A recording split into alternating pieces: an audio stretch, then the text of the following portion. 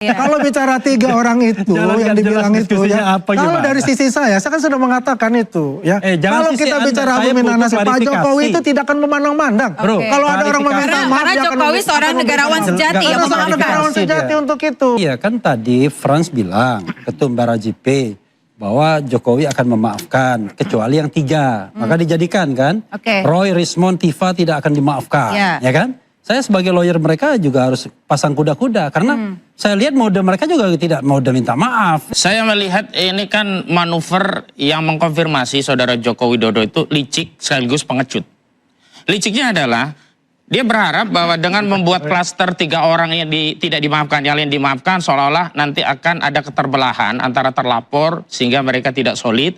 Sehingga ada yang buru-buru datang ke Solo, sowan minta maaf. Bang Andi Azwan terlebih dahulu karena duluan ya. kece banget. Duluan karena ini menarik Bang. Ada kata memaafkan dari seorang Joko Widodo begitu ya. Tapi pengecualian RRT, Roy, Rismond dan juga Tifa. Ya. Kenapa?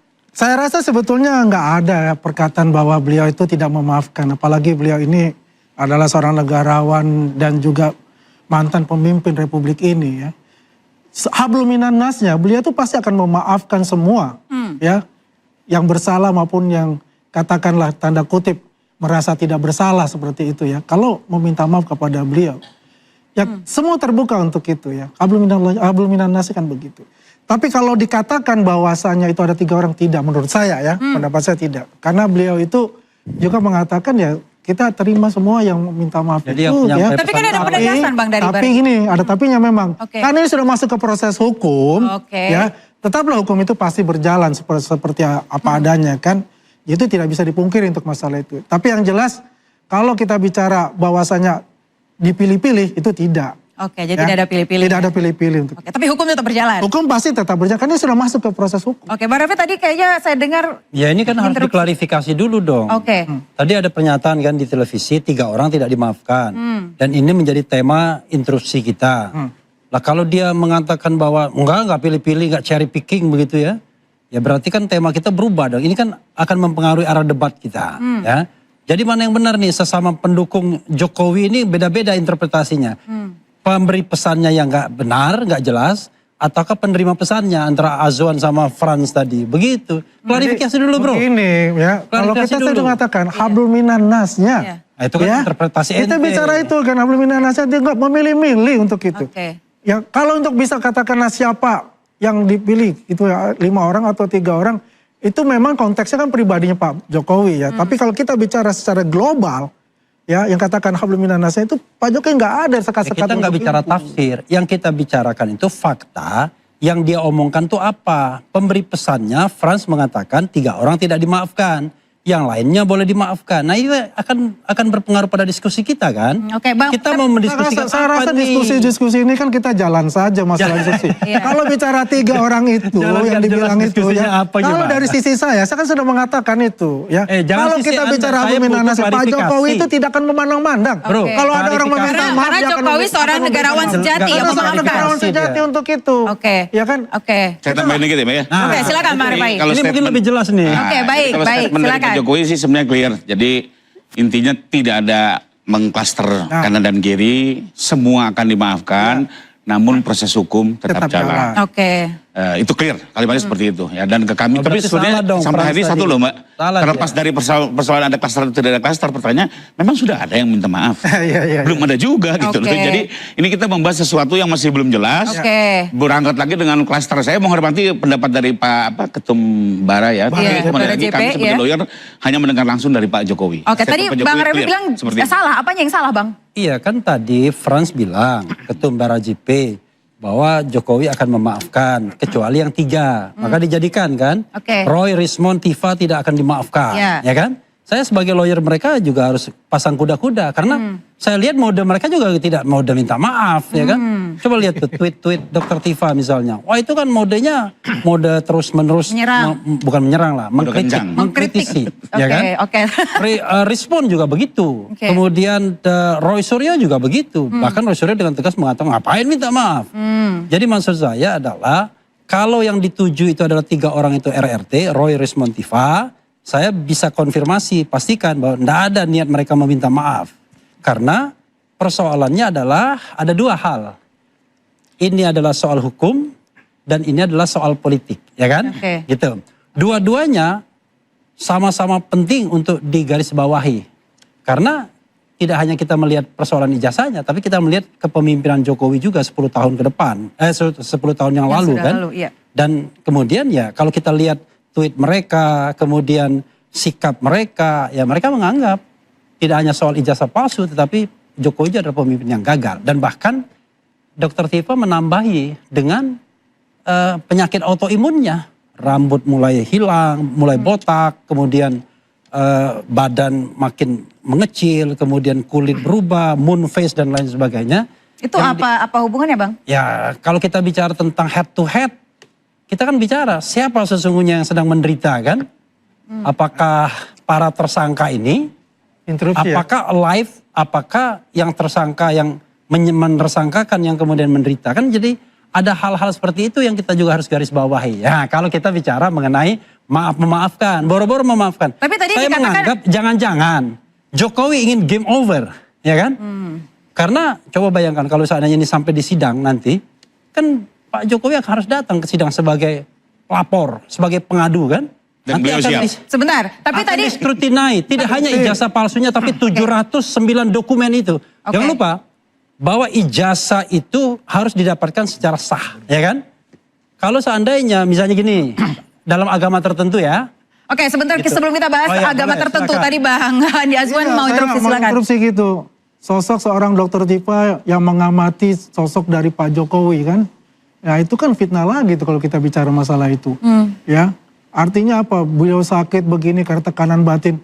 Sepengetahuan saya ketika bertemu beliau santai-santai saja tuh nggak ada bicara masalah urusan-urusan seperti ini gitu. Tidak menyenggol pribadi maksudnya? Tidak ada menyenggol pribadi dan sebagainya.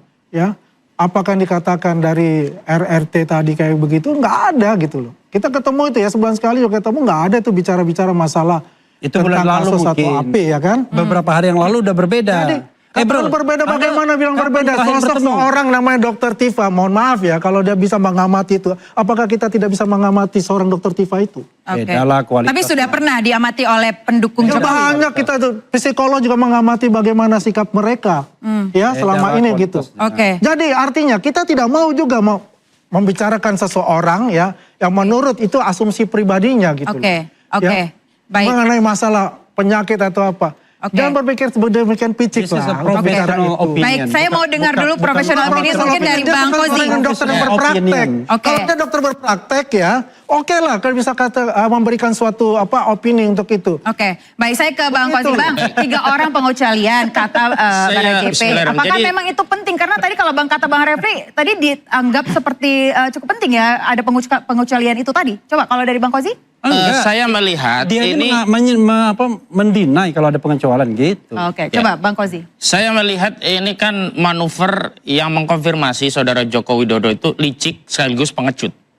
Liciknya adalah dia berharap bahwa dengan membuat klaster 3 orang yang tidak dimaafkan, yang lain dimaafkan, seolah-olah nanti akan ada keterbelahan antara terlapor sehingga mereka tidak solid, sehingga ada yang buru-buru datang ke Solo, sowan minta maaf agar segera 12, yang lainnya bisa dimaafkan, namun khusus 3 tidak. Tapi juga tidak pernah sebut nama loh. Tafsiran-tafsiran saja yang beredar. Bahwa tafsiran itu tidak mungkin tidak kecuali ketiga itu, tapi ini tidak pernah secara eksplisit muncul dari saudara Joko Widodo.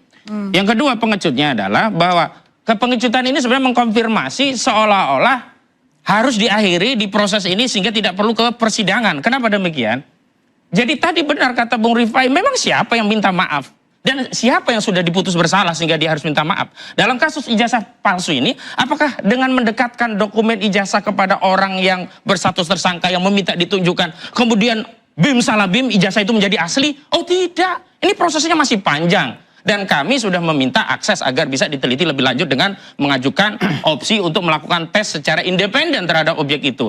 Artinya apa? Terkandung satu manuver bahwa saudara Joko Widodo memang benar kata Bung Refli kelelahan sehingga dia mencoba menghindari, tetapi seolah-olah penghindaran proses hukum itu bukan inisiatif dari saudara Joko Widodo, tapi pihak-pihak yang merasa tertekan dengan status tersangka kemudian minta maaf dan dihentikan dengan cara maaf. Ini kan pengulangan. Kenapa? Kita urut. Awal-awal saat saudara Joko Widodo 30 April yang lalu membuat laporan polisi, sudah muncul dari kuasa hukumnya berstatement demi kesatuan bangsa, lebih baik ini dihentikan. Seolah-olah dengan manuver itu orang yang dilaporkan itu takut dan buru-buru. Pak Jokowi, saya minta maaf ya. Udahlah ijazahnya asli begitu. Coba Kan enggak. Bang Rifai, Kemudian yang apakah kedua, benar seperti itu, saya Bang? tambahkan Kelelahan. ada lagi saya tambahkan lagi. Oke. Kemudian setelah naik status tersangka, juga ada orang yang bernarasi seolah-olah menjadi pihak kemudian ingin mendamaikan dengan komisi kepolisian. Harapannya apa? Kan agar bisa ada perdamaian sehingga dicabut perkara itu karena damai. Sehingga wibawa Joko Widodo menjadi naik begitu. Tapi ini juga gagal. Kenapa? Karena klien-klien kami baik di klaster pertama, klaster kedua itu memang pejuang. Bahkan setelah didekatkan dokumen itu, saudara Joko Widodo yang meyakini itu akan menjatuhkan mental orang-orang yang menjadi terlapor ini, tidak. Oke, Bahkan baik. Saya Rustam tangkap. Effendi mengatakan satu.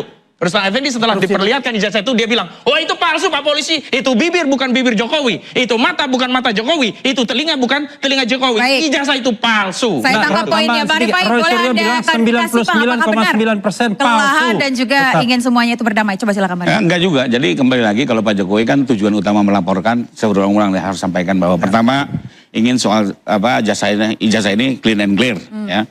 Lalu kedua ingin nama baiknya dipulihkan sehingga proses hukum itu yang ditempuh. Nah, bahwa beliau membuka kemungkinan untuk memaafkan, kembali lagi itu kan hanya hubungan sebagai sesama warga negara ya.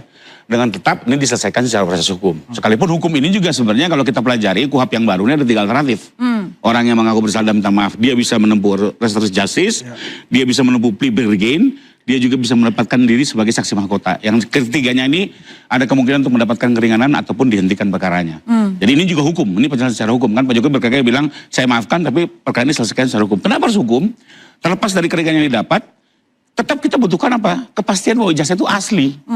Ya, karena kalau sekedar berhenti begitu saja nggak ada pembuktian ijazah, start from beginning lagi gitu. Iya. Ini mau sampai kapan lagi? 2 tahun lagi diributin lagi, pemainnya orang lain lagi kan capek gitu.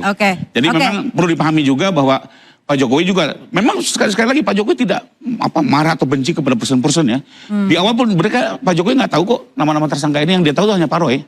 Yang lain tuh dia nggak kenal juga gitu ya. Oke, berarti jadi kembali lagi nothing personal. Lebih gimana Bang Rifai? Sorry, saya mau tambahin satu. Silakan dulu Bang Yang Rifai. sering dinarasikan berulang-ulang seolah-olah Pak Jokowi ini ketakutan ke sidang. Saya pastikan beliau siap lahir batin ke persidangan, bahkan buat dia ini kepentingan. Dia akan jelaskan seluruh perkuliahan, karena nanti kan bisa dikonfrontasi juga dengan saksi-saksi lainnya. Jadi sama sekali beliau sangat siap menghadapi persidangan. Dan kita tunggu kapan persidangan itu bisa tambahin sedikit berdasarkan hukum. Oke Bang, aku tambah sebentar. Ayo aku tambah ya.